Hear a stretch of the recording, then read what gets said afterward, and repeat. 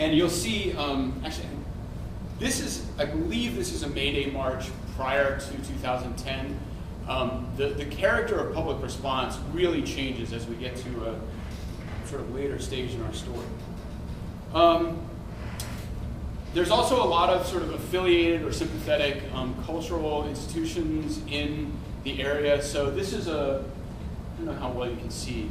This is a sort of dark photo, but this is a photo taken in a place, in a hip-hop / punk bar called Heavy 60 that's located maybe a couple miles from Koenji, where they have a lot of affiliated events.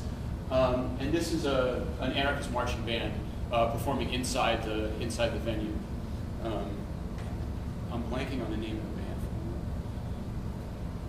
the band. This is just another quick example of an event organized by Sarasota FL. It's called Nantuka Fest. This takes place outside of Tokyo on private land owned by a sort of sympathetic individual, and it's just kind of a annual festival. This is like a Q&A with some independent filmmakers who made a really great movie about Japanese working class people in the suburbs, so if anyone's curious about that, I can give you more information. And just kind of like a fire party atmosphere going on. So they have like, cultural events too.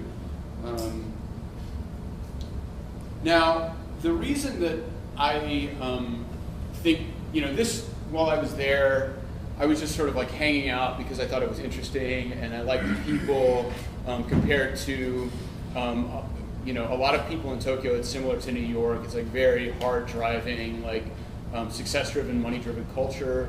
And these are people who have a little bit more of an artistic bent, and so I found that pretty appealing. But at the same time, it seemed, even while I was participating in a lot of these things, it was like fairly small scale. So these May Day marches in Tokyo would get like maybe 400 people out at the most. I mean, I was in marches where, and this is a common story, I guess, but there were as many police as there were demonstrators. So it was kind of a regular thing that they did. But what's important is that while they were doing these things, they were figuring out what little experience I have with Japanese bureaucracy. I'm sure that the process of getting a permit for a demonstration was nightmarish. And so they were figuring these things out. They were figuring out how to work through the bureaucracy to get permitted for demonstrations. And then I think, do people know what happened? People know what happened in Japan in March, right? 2011. No? Okay. Massive earthquake, right? And one other thing. Nuclear meltdown. Right. So at the Fukushima Daiichi, which it's funny, people forget that. But at the nuclear plant located about 200 miles north of Tokyo, there was the tsunami struck the plant. Knocked it offline, and because of outdated construction, it experienced a meltdown when it lost power. So basically, this is the second biggest nuclear disaster in history behind Chernobyl, and there are large portions of northern Japan. They're severely irradiated. There was a lot of shady behavior by the government in terms of suppressing information about radiation readings right after the meltdown. So that became a sort of trigger for a long time in Japan. There's been resistance to nuclear power on many levels. Obviously, Japan is the only country to have had a nuclear bomb dropped on it. So there's a very strong sentimental and good reason for the connection to be made between the nuclear bomb and nuclear power. And so there's some resistance to that. But as part of, in general, a very development-focused mindset by the Japanese government after the war, nuclear was seen as like the way to go, so the government did it, even though there was a lot of popular resistance to it. So when there was this meltdown, all of a sudden, this sort of long simmering public resistance to nuclear power had a real trigger moment. And you had demonstrations, I said, and I was saying the May Day marches were 400 or 500 people. Immediately following the meltdown, you had demonstrations of 20,000 people in downtown Tokyo against nuclear, against government deception about nuclear. And these were organized by Shiroto-no-ran, the same people who had organized these tiny little May Day marches. They had the permits, they had the know-how to get the permits, they had relationships, and so they put together these demonstrations. And they had really significant effects. People might not be that familiar with Japan's political structure, but basically the sort of leadership structure of Japan is extremely dysfunctional. Elected officials, especially prime ministers, really come and go. Over the past 5 years, Japan has had something like 6 prime ministers, and so any given one of them is not super meaningful, but in part in a response to these protests, the Prime Minister of Japan at the time openly stated that Japan should consider moving away from nuclear as a source of power. He shut down a nuclear plant that was on a particularly sensitive central corridor, and now there is this national dialogue going on about the risks and benefits of nuclear power. In part, I would say only in part, but in part because of these massive demonstrations that took place and are still continuing now. I think that's my last slide. Yeah, that's my last slide. So I guess the takeaway here, there's a lot of takeaway, but I think that the main one is just that these are guys who just sort of plugged along and built a foundation relatively slowly over the course of many years, and then they were ready for an opportunity like this to come along. Without them being there, I'm not entirely sure that there would have been anybody who had the know-how in terms of direct action and demonstrations to facilitate these events. So it's kind of it's obviously not an inspirational story in the sense that there was a nuclear meltdown, but it hopefully is in some sense an inspirational story because it's about a really relatively small group of people building something that then had significant effects in the end. So I guess I'll open the floor for questions. Could you describe more of the Japanese punk scene? Like, how much does it look like, an American punk scene or something like that? And I don't know, what is the music like? Well, I'll say first, I'm not super familiar with the Japanese punk scene, but just kind of from the outside, and actually I know a lot of people who are and have had conversations about it. Yeah, I would say it's a lot more sort of traditional and orthodox in a lot of ways than the American punk scene. Like, you still have people everywhere with like mohawks and like leather and studs, and it's really common.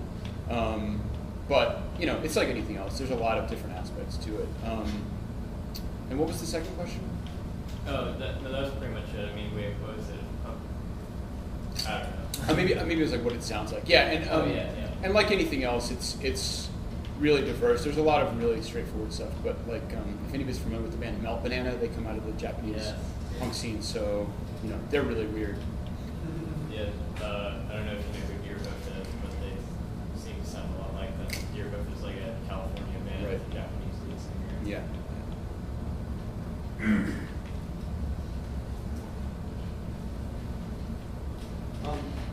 So you went through some of the history, going back to the 60s and I guess particularly the 70s, like the tiny little bit that I know about radicalism in Japan. I know like a little bit about some of the stuff you said, radical labor and anarchist and socialist movements around the turn of the century and the very early 20th century, and sort of the anarchists in Japan in the 20s that were practicing like a form of propaganda by the deed, political assassination, and bombings and things like that.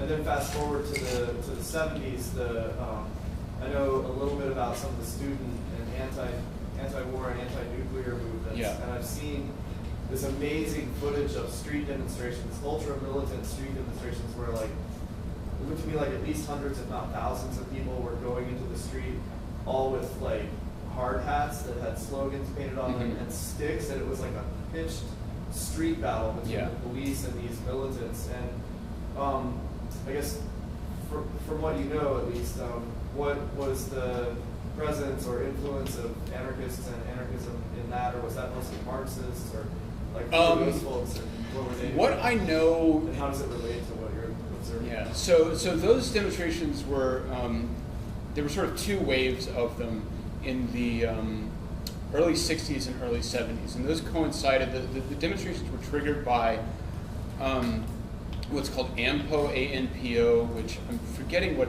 exactly it's an acronym for, but it's essentially, it was the agreement that now allows the U.S. to have military bases in Japan, in places like Okinawa and Yokohama and things like that. So, and from what little I know, my picture is of a sort of very ideologically diverse and even confused movement during that time, because obviously there are a lot of different sentiments that can lead you to oppose the establishment of military bases in your own country. So I think a lot of that was right-wing nationalism, as well as anti-militarism, and you know, it's a sort of different ideological formation, basically. So you can't even necessarily say like right-wing and have it translate into American terms. It's a real mix of, I mean, there's a lot of, at least going back to the early 20th century, I don't know specifically with regards to ANPO, but there's a lot of like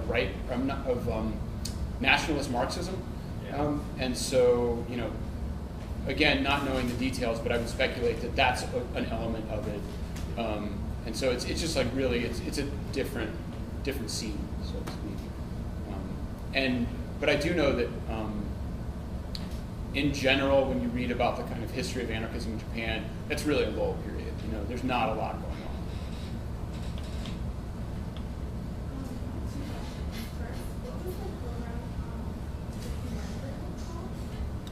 on. It's the Japan Society for the Promotion of Science. They offer a lot of research fellowships for international scholars. So, yeah, look into it. It's a good deal.